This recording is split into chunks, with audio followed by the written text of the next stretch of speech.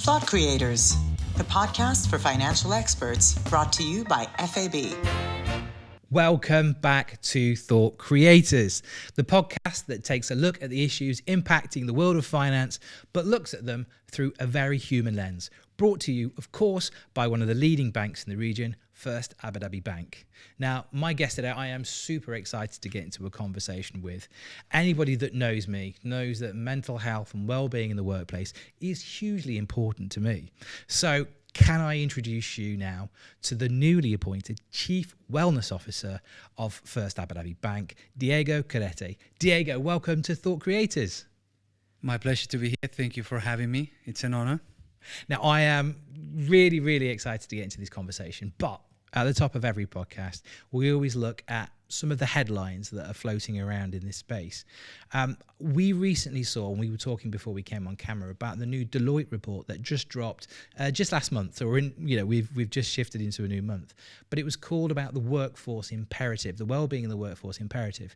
Now, to sum up for the audience, basically it kind of found that programs, pay rises, and perks don't necessarily work with workers and employees.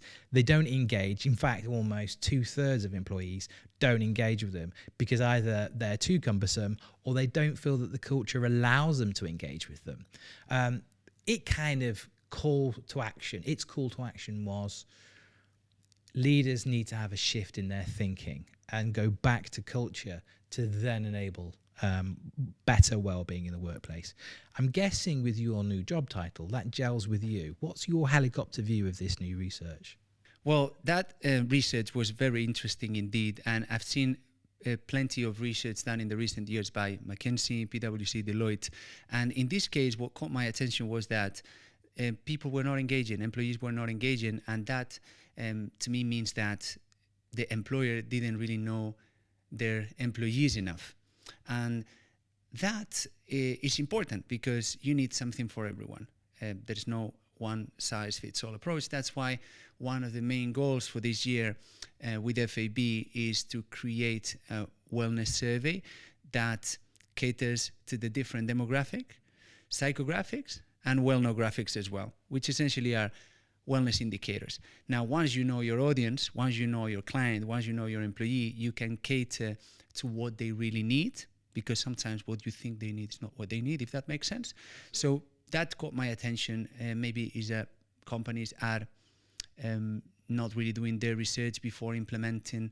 They're not intentional enough with their actions. I would say that's something that caught my attention. You mentioned a couple of companies there, and what fascinates me about this, so this is a new report that's dropped by Deloitte. Very recently I was talking about the report by McKinsey, which that looked at, I think it looked at Qatar, the UAE, Saudi Arabia and Kuwait, and that found that 66% of employees were struggling with their mental health. We look at EY, we look at PwC, we look at BCG, all serious workplace institutes that are now telling companies well-being is completely vital to their sustainability moving forward. So we've moved beyond, woke, bleeding heart liberals to this actually being a fundamental of business. You've literally just been appointed by FAB. So how does your appointment as Chief Wellness Officer speak to FAB's feeling that indeed its people are the key to its sustainability moving forward?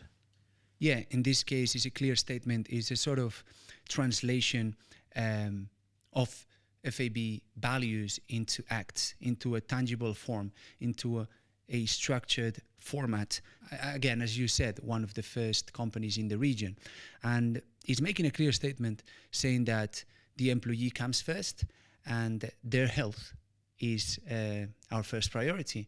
So that's sort of the mission, make people healthier, give them the tools and resources so they can make themselves accountable and give them the resources to get into healthier lives, physically and mentally. So if our employees thrive, our companies thrive, do you think we've now kind of crossed that point, crossed that inflection point with all this, like McKinsey and Deloitte, they're there to tell companies how to make better profits, how to be better companies.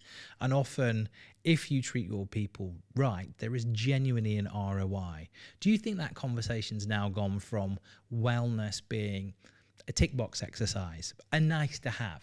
Is it now a business imperative? Yeah, going back to the point where now wellness is intentional. That lack of intentionality is what led to basically initiatives not being effective. And this intentionality now is what's a priority for companies and has to be. It's no longer a good to have, it is a must have, in fact.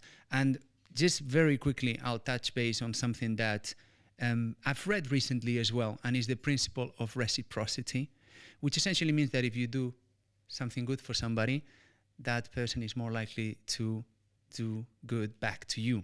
And this doesn't apply necessarily from leaders to employees, but from peer to peer as well. So if you join the company and we care about your health, we have one initiative that is the Ergonomic initiative that we will go into detail later, where as a colleague, I'm helping you to arrange your workspace.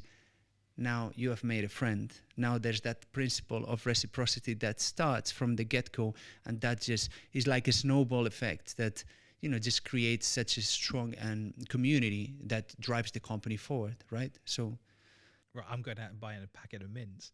Right, come on, let's talk about you a little bit more, Diego. Then give me, in tweet format, give the audience just a little bit of an idea of your background, your Marvel superhero origin story, if you like, leading up to your recent appointment, and then let's learn a little bit more about what you actually intend to do in your role as Chief Wellness Officer.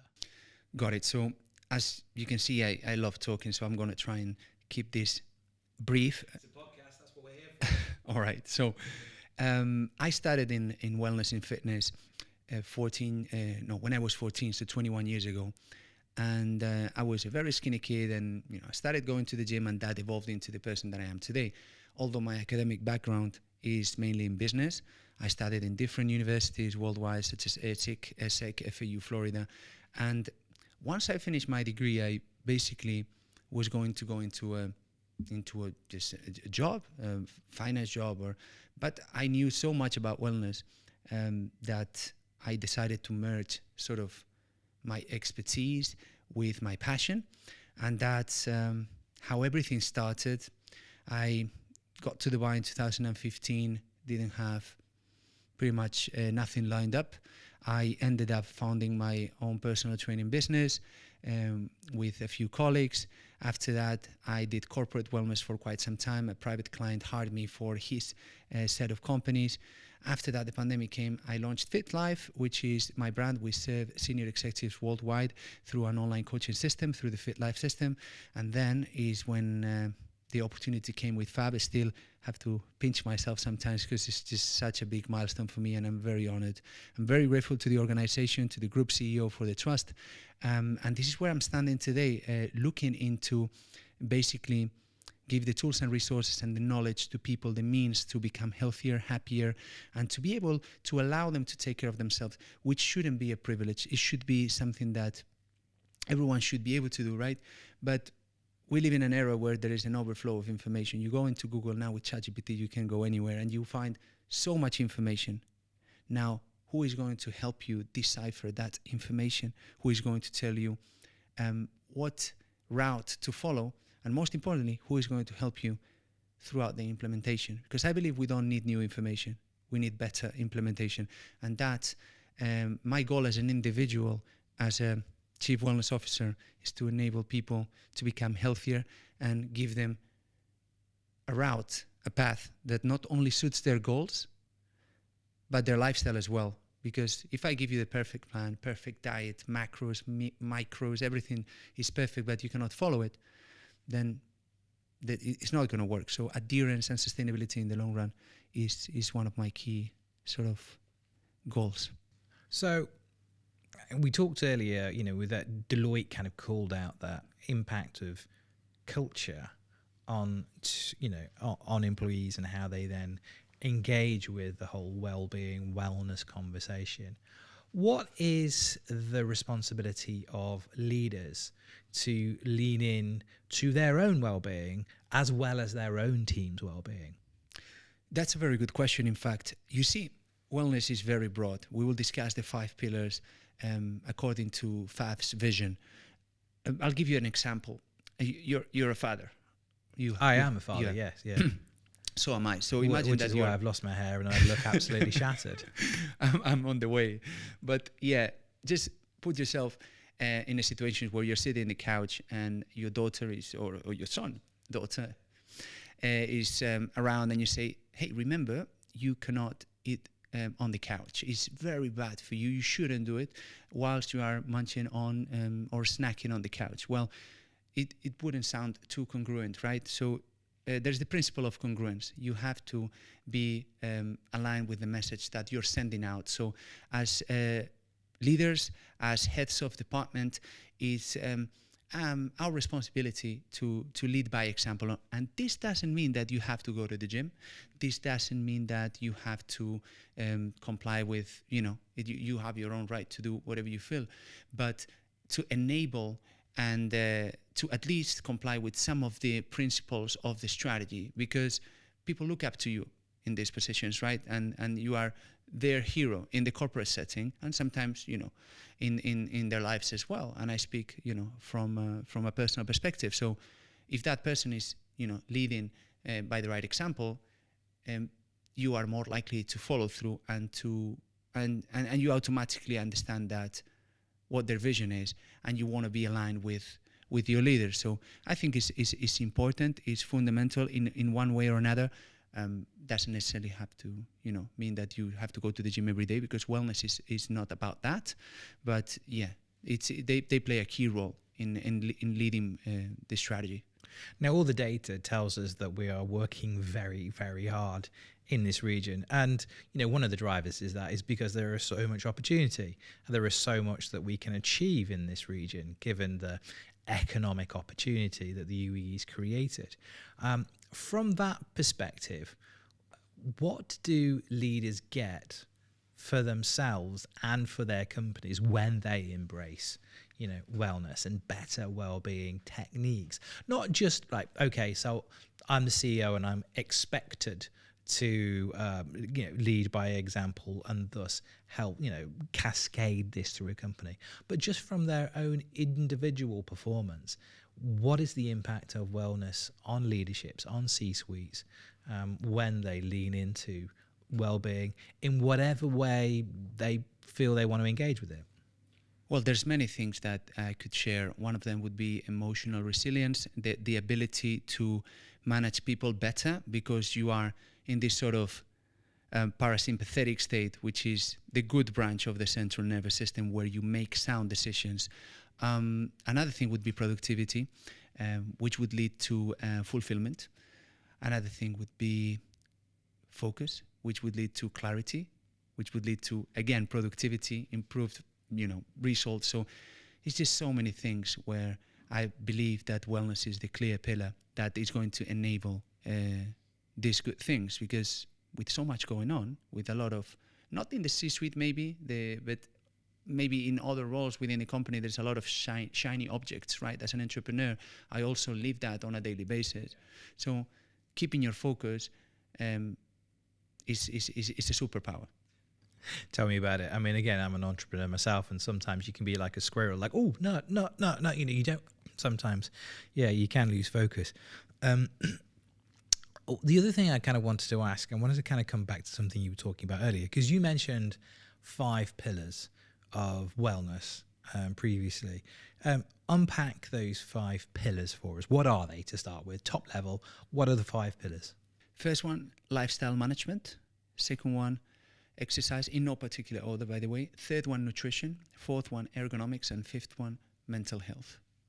Okay, considering my background, I'm going to ask you to start with the last one, but unpack what each of those pillars needs and offers for a company that embraces them. So starting with mental health, why is that so important? Why is that one of the 5 pillars?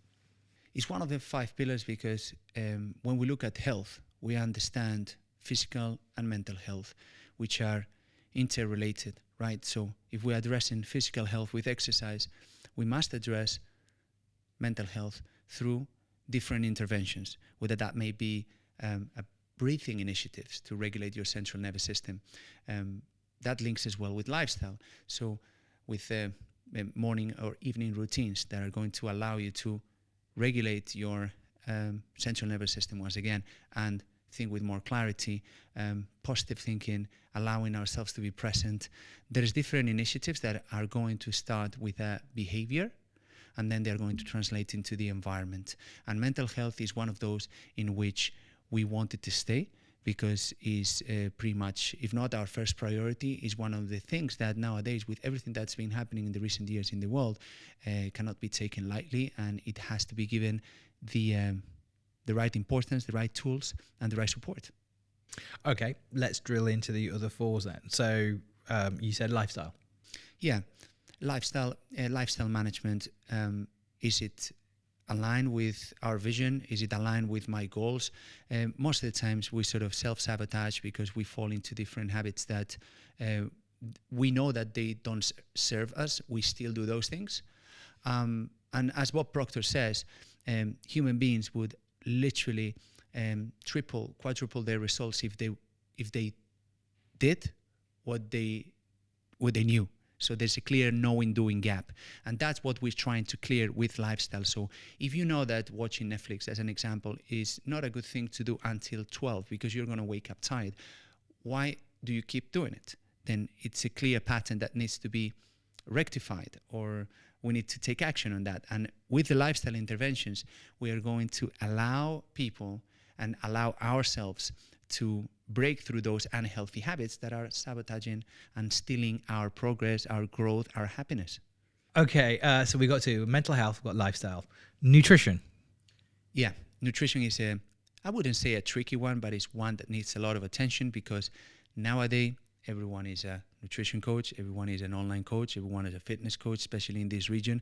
It's very important to decipher that information and to basically bring different experts, not just myself, bring in people who are actually going to enable information that is not on Google and is a clear evidence-based and research-based. So our employees, our colleagues, our peers can just look at that piece of research and follow through without getting distracted with all the information that can come up on Google with the latest trend, with the latest diet, fad, whatever. So, okay, so mental health, lifestyle, nutrition. Pillar number 4. Tell me about that. Ergonomics. Ergonomics is one of the key milestones for this year. We are bringing an ergonomics. They tell you that going to the gym is healthy and it's great and you should do it, and you might be working on your posture, mobility. Now, you do that for an hour.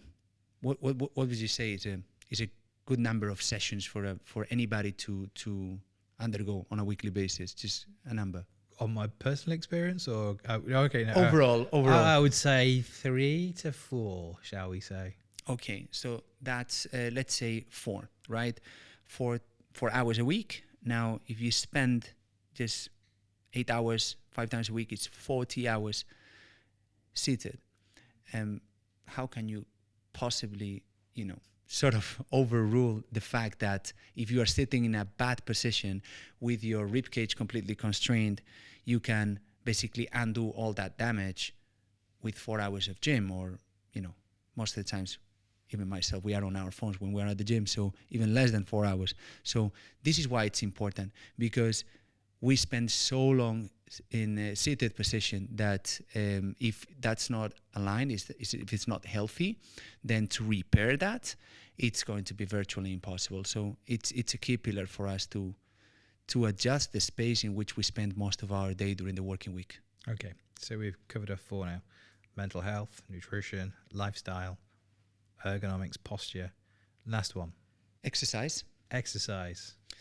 You see how society gives so much room for exercise when they talk about fitness, and they say fitness, gym, exercise, gym, and wellness is so broad and is so much that exercise, in this case, it is 20%, if we distribute these parameters equally, which exercise is important because we need to understand what are the best practices for our age, for our lifestyle, for our goals, And that's when I personally come into play when teaching what sort of cardiovascular activities and with what intensities you should do according to my experience, how to practice resistance training, which is a key pillar of exercise, because as we age, muscle mass, metabolism decreases at the rate of 10% every decade. So we need to do everything in our power to rebuild that muscle mass that time is stealing from us.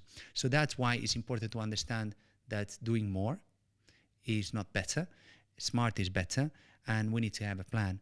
So I am going to personally work on different programs for different demographics, psychographics, and wellnographics to make sure that it caters the needs of as many subsegments as possible.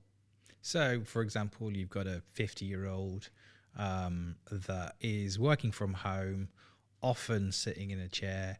I'm asking for a friend, of course. What is the advice that you give to that individual? Well, this might shock you, but I think our lives, at least to the 90% of us, would drastically change if we do just two things. So instead of waking up and taking up our phone, going for a 30-minute walk and have some sunlight, and going to bed at the same time every day. These are two things that are going to drastically change things, including your circadian rhythm. What would I recommend to someone that... My friend. Yeah, your friend. Yeah. Well, the first thing that I would suggest him is to move more. It's a key metabolic lever, which means that it's going to enhance and optimize your metabolism, which again decreases as we age. Second thing is a male, right? Yes, he is my friend, yes. So consume more protein, anywhere between 1.6 and 2.2 grams per kilo body weight. If there's something that I observe amongst 95% of my students, that they underconsume protein. So protein and muscle are directly connected. So that's something that I would recommend. So raising awareness. I don't mean counting calories. I mean, just have sufficient protein. Drink enough water. Like most of us are dehydrated, then we are hungry, and the brain doesn't distinguish between thirst and hunger most of the time. We think it does, it doesn't. So if we hydrate ourselves, we'll be less hungry. So hydrate yourself. And the last one would be probably practice mobility/resistance training 2 to 3 times a week. Cool. I will tell my friend that. Yeah. One of the things he badly needs to hear it.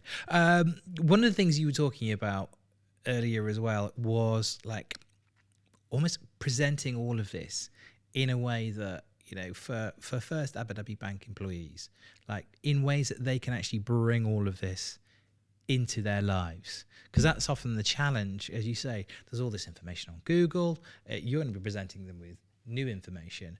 How are you going to achieve that so that the employees can bring some of that practically into their daily lives? Well, there's one strategy that I plan to use, according to my experience, works very well, and it's an implementation model that I took from Apple. Guess how? What phone do you have? I do indeed have an Apple. Okay. Yeah. You've probably heard of someone who loves the new iPhone and sleeps outside the iPhone store, right? The Apple store, and sleeps there to get the last model. Well, there's these early adopters, and they sort of drive momentum, right? So what I'm doing in this strategy is meeting people where they're at, because I believe that wellness is cyclical. We have so much going on in our lives. The fact that you don't engage today doesn't mean that you will not engage in 6 months. So I'm going to meet people where they're at, and I'm going to spend my energy and our resources in helping those people. Now, that drives momentum. And there is enough literature to sustain that once we reach the 16% of a certain population or segment, then is when momentum and the snowball gets so big that it automatically will build into a shifting culture. So my goal is to focus on, of course, offer this to everyone, but put that special focus who currently is not in need but has the ability to act, and then allow them to grow with us, being ambassadors of the initiatives, and help them with the implementation. Because again, I wanted to come back to why now? I mean, I've had many conversations with people in Fab. First Abu Dhabi Bank were one of the first banks in the region to sign up to the Net Zero Banking Alliance, and they're incredibly strong on ESG. They're very passionate. They've got so many individuals inside the company that are passionate about ESG. Why now? I mean, you said the mission was to create one of the healthiest companies in the world. Why? It makes sense for many reasons. There's enough literature to support the fact that companies who have focused on wellness, they have, for instance, higher stock appreciation. Deloitte has basically shared a report on this where it was comparing companies with heavy investments on wellness and the rest of the companies in the SP 500. So there was a clear appreciation. So from a business perspective, it makes sense. And if we understand, and as we go along and as we evolve, we understand that our people are the key lever that is going to drive an organization forward, then it makes sense also from a personal standpoint to give them the best resources and the best tools to, keep them happy, install longevity in the workplace. And going through a tangent now, if you are a runner or if you are a bodybuilder or if you are a CrossFit athlete, it makes sense that you have the right nutrition, the right recovery, the right sort of protocols in place for you to perform at your best. Yeah. I like to understand ourselves as business athletes. And what's our main muscle? Yeah.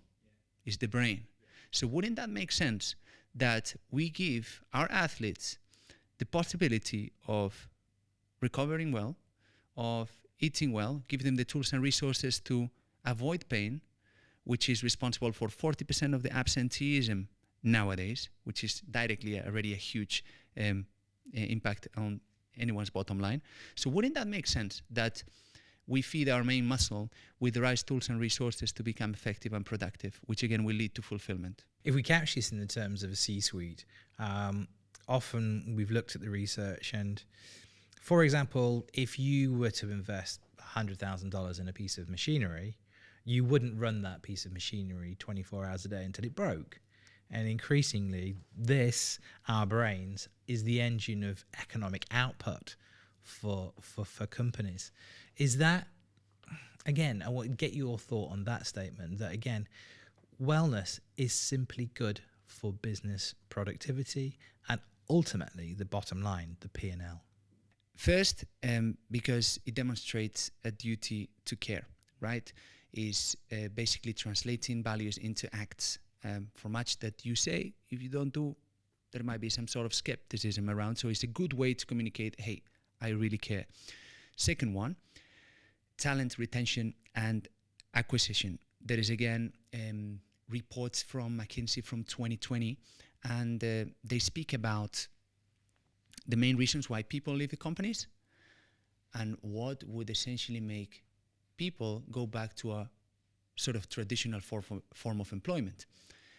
The reasons highlighted in that study, I would say 70% of those, I can share the sources, but 70% of those were related to wellness. So that's why this is a huge lever, not only to retain people, but to attract talent, because motivations nowadays go beyond remuneration. The consumer, the employee, people are becoming smarter. So they know that there's different ways to make a living. They can do their own thing. Yeah. Online can open many doors. Talent has a choice these days. Exactly. So what would make these people go back to having a regular working hours, having to report to somebody? Well, there is safety and all those things, but the sense of belonging, community, and the fact that the company has something more to add than a paycheck for their not only career growth but personal growth, that's huge. So we come back to culture. That I saw two pieces of research recently. One, that if the employee is engaged, they were 20% more productive. I saw a recent study, and this is actually quite interesting, that was by Gallup, that said actually in the UAE, and this holds true for almost every market, we're losing $1.275 million an hour through disengaged employees.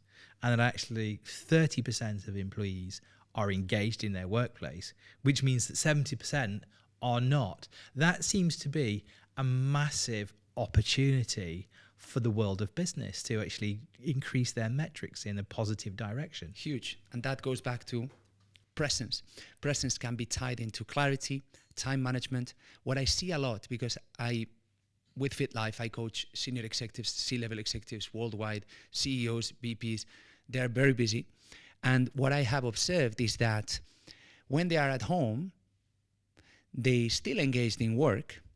So when they are at work, they feel guilty because it happens to me, by the way, because my wife tells me off because I'm not present or as present as I should be. That creates a feedback loop. So I end up not being present at home. I end up not being effective at work. Then when I'm at the gym, I'm thinking, okay, I should be home with my kids because yesterday I was not present. So it's just a matter of time management and setting the right boundaries, which is key nowadays, especially after COVID. I could genuinely talk to you, and anyone who knows me would tell you this all day. However, unfortunately, the clock is against us. We always like to finish up the podcast with some predictions and looking forward. So I guess I'm going to ask you some predictions. I mean, my view is we're only going to see more wellness, not less wellness, particularly here in the UE and this region. What's your thoughts looking forward? And I guess you must be very excited about this, given that you've got the new role as the Chief Wellness Officer at First Abu Dhabi Bank. Well, my predictions, I don't want to be overly ambitious, but I generally believe that we are going to be a pioneer and first movers in this matter in the region, 100%. That's how much certainty I have of what we can bring to the table. Then my prediction, I was reflecting on this yesterday, speaking to a colleague, and I told him, see, I think something that we want to understand is what will be the role of the employer when it comes to wellness? Where does that role start and where does that role end? To me, just my opinion, just forecasting, the employer will be an enabler that is going to have to facilitate tools and resources, mental space, financial resources to basically implement. But it shouldn't be a controller. It should remain a choice, because I generally believe that human beings, they say, or it's commonly said that they resist change. I think that they resist, or we resist being changed. We don't mind changing when there is a choice. And with the right initiatives and the right mindset, the right beliefs and core values, the choice is always going to be positive. Perfect. Diego, thank you very much for your time. If you've enjoyed this conversation as much as I've enjoyed this conversation, please remember to subscribe to Thought Creators. Either, click the box in YouTube, or you can find us on all the podcast platforms of choice. Once again, to my guest, Diego, thank you very much for joining us on Thought Creators. Welcome. All the best. Bye-bye. Thought Creators, the podcast for financial experts, brought to you by FAB.